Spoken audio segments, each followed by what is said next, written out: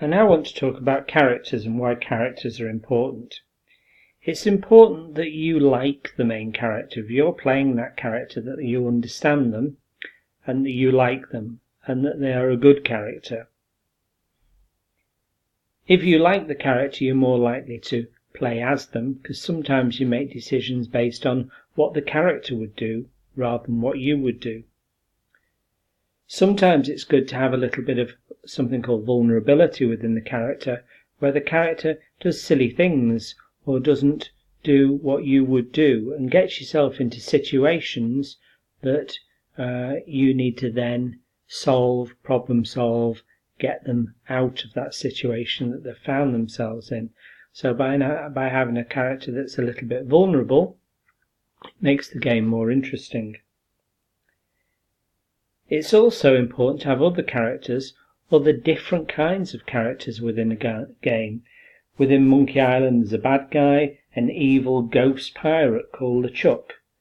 There's a voodoo lady who's quite interesting. There's a salesman called Stan who's just out to make money and exploit you. There's even a talking skull called Murray. So there's lots of different characters throughout there that make the game more interesting, and when you have conversations with them, then it keeps your interest and keeps your engagement. In terms of theme, then clearly we've talked about this before, it's a pirate-based theme on a fictitious island with lots of different characters. It's set around the Caribbean during the golden age of piracy in between the 17th and 18th century. Lots of different movies and comic books use pirates and the Caribbean theme because it's of interest to teenagers, and it can also be sort of embellished so that different characters, lots of different adventures can happen. There's lots of chances to have fictitious storyboards, story elements, puzzles, problem solving. It's a real rich theme.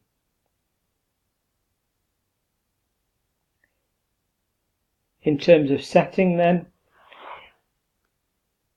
it's important to have some kind of element of reality. So it's set around a time in the 17th and 18th century that is based on the Caribbean, a real place with pirates that were actually, there was piracy around the Caribbean at that time.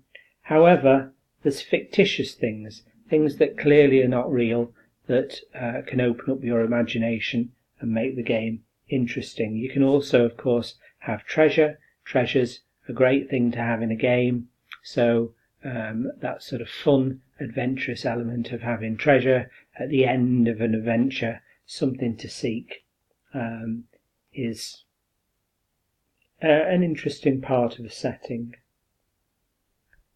In terms of modes of address, then most of it's informal. Most of the conversation has jokes, references for all ages, so it can be played by any age, but there's quite a lot of adult humour within there as well, spoofs and jokes, humorous references, and running gags like look behind you, a three-headed monkey keeps popping up and appearing, so repeating things in there, repetition, so you get a sort of theme running throughout the game.